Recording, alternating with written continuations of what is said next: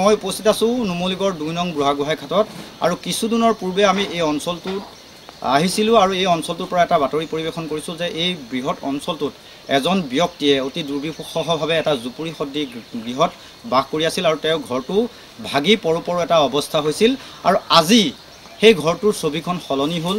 আমি যথেষ্ট কষ্ট কৰিলোঁ আৰু সেই ঘৰটো আমি নিজে আৰু কেইবাজনো ব্যক্তিৰ সহযোগত আসলতে প্ৰস্তুত কৰি দিয়াৰ বাবে চেষ্টা কৰিলোঁ। আমি পোনপটীয়াকৈ আমি সেই দৃশ্যাংশ দেখুৱাবৰ বাবে চেষ্টা কৰিছোঁ। গেঠুৱা দোলাখৰীয়া সেই ব্যক্তিজন তেওঁ এটা ভৰিত অসুস্থ দুখ পাইছিলে আৰু তাৰ কাৰণে তেওঁ কাম কৰিব নোৱাৰে আৰু সেই ভগা জুপুৰিটোৰ ছবিখন আজি সলনি হ'ল আৰু এই সলনি হোৱাৰ আঁৰত আসলতে কেইবাজনো ব্যক্তিয়ে সহযোগ কৰিছিলে মোক। মই নিজেই আসলতে উদ্যোগ লৈছিলোঁ, মই বুলি ক'লে ভুল হ'ব। মই আৰু মোৰ কেমেৰা পাৰ্চন প্ৰবীণ, লগতে এই অঞ্চলটোৰ উদীয়মান যুৱক প্ৰসন্ন, তেওঁলোকৰ প্ৰচেষ্টাত যোৰহাটৰ বিশ্বজিৎ নামৰ মোৰ এজন দাদা আৰু আমাৰ এজন বন্ধু জোন, তেওঁৰ সহযোগত আমি এই ঘৰটো তেখেতক সম্পূৰ্ণ কৰি তেখেত থাকিব পৰা কৰি দিলোঁ আৰু আজি সেই ঘৰটো আমি আনুষ্ঠানিকভাৱে এগছি বন্তি জ্বলাই সেই গৃহটি আমি এক প্ৰকাৰ মুকলি কৰিছোঁ বুলি ক'লেও ভুল কৰা নহয়। এইজন সেই ব্যক্তি গেঠুৱা দোলেখৰীয়া আৰু তেখেতৰ ঘৰটো আজি আপোনাৰ ঘৰটো সম্পূৰ্ণ হৈছেগৈ আৰু অলপ কাম বাকী আছে, কি ক'ব এই মুহূৰ্তত? তেখেতসকলে আহি মোৰ ঘৰটো বনাই কৰি দিলে, ভালো লাগিছে। তেতিয়া আৰু মই কি ক'ম, ক'বলৈতো উপায় নাই। আপুনি ভালকৈ থাকিব, আমি সদায় সেইটোৱেই কামনা কৰোঁ আৰু আশীৰ্বাদ কৰিব। আমি আপোনাক সেৱা লৈছোঁ যাতে আমি ভৱিষ্যতৰ দিনকেইটাত মানুহৰ কাৰণে মানুহৰ অভাৱ অভিযোগবিলাক, মানুহৰ দুখ কষ্টবিলাক মানুহৰ ওচৰলৈ লৈ যাব পাৰোঁ, ভাল কাম কৰিব পাৰোঁ। এই অঞ্চলটোৰ উদীয়মান প্ৰসেন মই প্ৰবীণক দেখুৱাৰ বাবে অনুৰোধ কৰিছোঁ। এওঁ যথেষ্ট কষ্ট স্বীকাৰ কৰিলে, কি ক'ব এই মুহূৰ্তত? আজিৰ দিনটোত আমি ঘৰটো তেখেতৰ কাৰণে অৰ্পণ কৰিছোঁ নতুনকৈ নিৰ্মাণ কৰি। হয়, নমস্কাৰ। নিউজ লাইভৰ সমূহ দৰ্শকলৈ ধন্যবাদ জ্ঞাপন কৰিছোঁ আৰু বিশেষকৈ ভূপেন হাজৰিকাদেৱে এষাৰ কথা কৈছিলে, মানুহে মানুহৰ বাবে যদিহে অকণ নাভাবে ভাবিব কোনে নোকোৱা। সেই কথাষাৰেই যেন আমাৰ নুমলীগড়ৰ নিউজ লাইভৰ সাংবাদিক শ্ৰী বিনন ফুকনদেৱে প্ৰমাণ কৰি দেখুৱালে আৰু এটা ভাগি যোৱা ঘৰ তেখেতে পুনৰ নিৰ্মাণ কৰি দিছে গেঠুৱা দোলাখৰীয়াক।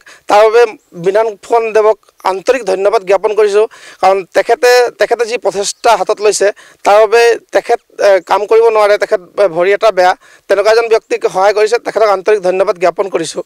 হয়, নিশ্চয়কৈ আমি ঘৰটোৰ অকণমান চৌহদটো আমি দেখুৱাম আৰু ইয়াৰ কাষৰ লোক আছে আৰু মই পুনৰ কৈছোঁ যে আমি অকলে কেতিয়াও এনেধৰণৰ কাম কৰিবলৈ সম্ভৱ নহয়, কিন্তু তথাপিও আমি কেইবাজনো ব্যক্তি একেলগ হৈ মই পুনৰ কৈছোঁ যে কেইবাজনো ব্যক্তিয়ে আমাক সহযোগ কৰিলে। ঘৰটোৰ ভিতৰৰ অৱস্থা অতি দুখ লগা আছিল, কিন্তু আমি তাৰ ছবিখন সলনি কৰাৰ চেষ্টা কৰিলোঁ। তেখেতক আমি কিছু পৰিমাণে কাপোৰ আৰু এখনি বিচনা তেওঁ থাকিবৰ কাৰণে শুবৰ কাৰণে আমি প্ৰস্তুত কৰাৰ ব্যৱস্থা কৰিছোঁ। ঘৰটো আৰু কিছু কাম বাকী আছে, তথাপিতো আমি প্ৰায় সম্পূৰ্ণই কৰিছোঁ। অলপ কাম বাকী আছে তেওঁ কৰিব পৰা, এই মুহূৰ্তত তেওঁ থাকিব পৰাকৈ আমি ঘৰটো সাজি দিয়াৰ চেষ্টা কৰিছোঁ।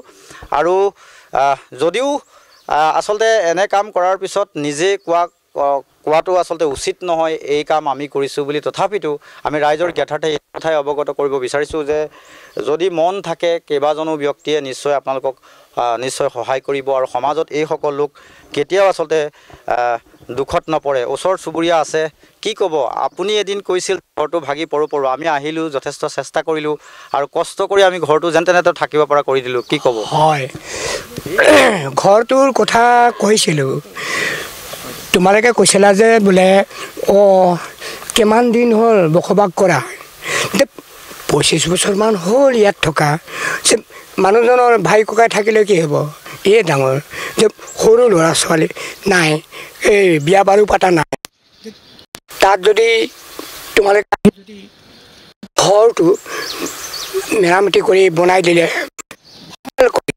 বেয়া একো নহয়, ভালে কৰিলে। সদায় ভালকৈ থাকক। সদায়তো ভালকৈ থাকিব লাগে। হয় হয়, কি ক'ব? কষ্ট কৰিলোঁ আৰু তেখেতে আপোনাৰ ওচৰ চুবুৰীয়া চেষ্টা কৰে, আপুনিও আমাক চাহ দি সহায় কৰিছে, ধন্যবাদ জনাইছোঁ। ভালে, এতিয়া ঘৰটো ভালো লাগিছে দেখি, আহি পিনে আকৌ কষ্ট কৰি বনাই দিলা যি, এতিয়া ভাঙি পৰা ঘৰটো কৰাই দিলা, ভালে হ'ল।